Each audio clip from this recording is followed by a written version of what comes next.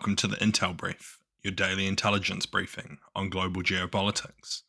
Today is Thursday, 22 August. I'm your host Daniel, the founder of HM Intelligence, and every weekday we bring you not just the news, but the so what from the events and decisions that shape our world. So grab a coffee and get ready to be informed. In today's update, we'll be covering the Taliban have banned a UN human rights reporter from Afghanistan. Germany charges Islamic State supporters with a Sweden attack plot.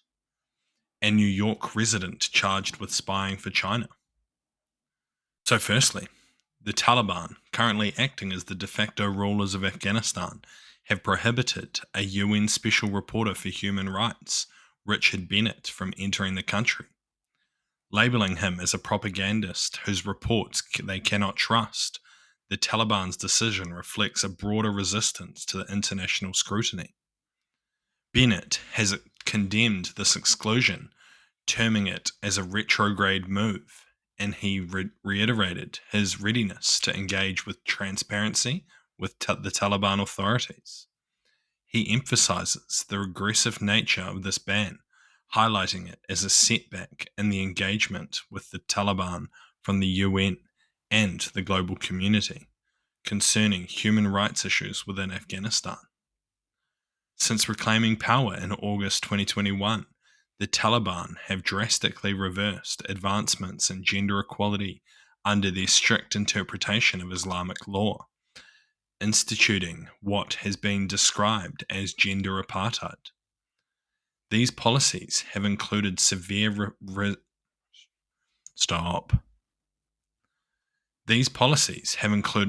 restrictions on women's rights, including access to education and employment, leading to international condemnation and a lack of recognition of their government as legitimate. Furthermore, despite some international efforts to engage with the Taliban, such as a notable meeting in Qatar with UN officials and representatives from 25 countries, the Taliban's stringent policies and exclusion of Afghan women from these discussions have only reinforced their isolation from global acceptance. Meanwhile, Richard Bennett has vowed to continue his work from outside of Afghanistan, documenting human rights abuses and advocating for improvements, despite the challenges posed by the Taliban stance. So what? It seems unlikely that many people would be surprised by this course of action from the Taliban, as they made it clear from the outset that this was their intent. Regardless of what the international community might say about them, and even if they refuse to recognize them, they are highly unlikely to change their policies. While Bennett may continue to do great work highlighting these events from outside of Afghanistan, if he was to return, it would probably cost him his life. And next, German federal prosecutors have charged 2 Afghan men with plotting a shooting near Sweden's parliament as a response to Quran burnings in Sweden and other Scandinavian countries. The prosecutors described one of the men as a member of the Islamic State and the other as a supporter. Both are allegedly to have been aligned with the Islamic State since 2023, at the least, and they're accused of sending financial support to the Islamic State Khorasan province, which operates primarily in Afghanistan and Pakistan. The plot, as outlined by the prosecutors, involved killing police and others near the Swedish parliament, and was directly ordered by ISIS-K in retaliation for the Quran burnings. The suspects reportedly took concrete steps towards executing the attack, including researching the location and attempting to procure weapons. They were arrested in March in Germany and remain in pre-trial detention. A court in Jena, Germany, is set to decide on further proceedings and potentially schedule a trial. So what?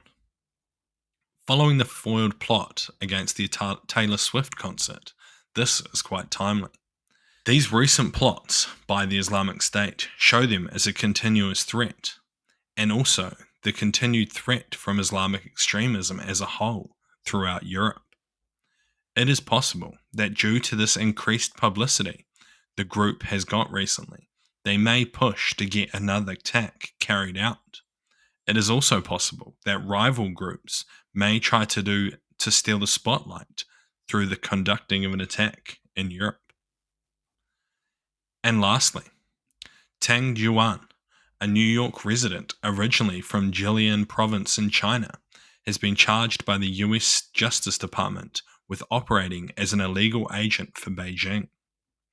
Accusations against him including spying on the Chinese pro-democracy activists and dissidents in the US from 2018 to 2023, and providing this information to the Chinese Ministry of State Security, China's principal civilian intelligence agency.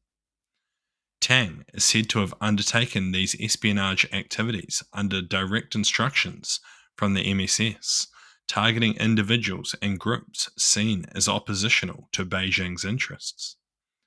Tang's backstory is notably marked by his past involvement in China's 1989 democracy movement, which resulted in a 20-year prison sentence, of which he served 8.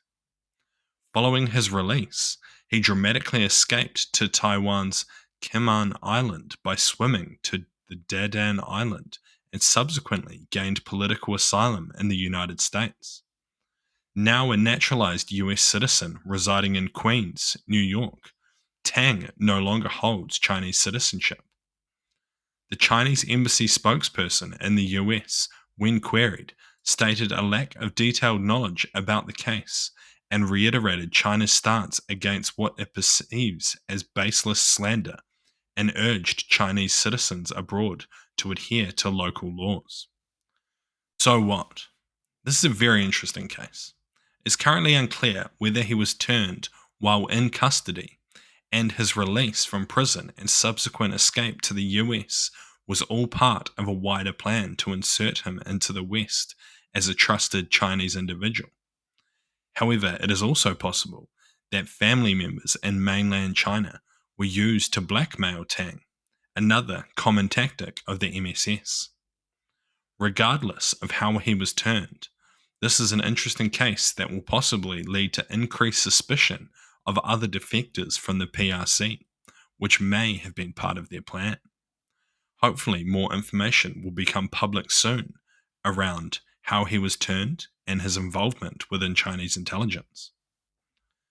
Thank you for listening to the Intel Brief, your daily intelligence briefing on global geopolitics, brought to you by HM Intelligence. If you want to support the podcast, tell your friends to help them stay informed, and leave us a 5-star review. Or if you want to learn more about intelligence, why not take one of our courses? They're all online, self-paced, and affordable. Thank you for listening. I've been your host, Daniel, and I'll see you next time.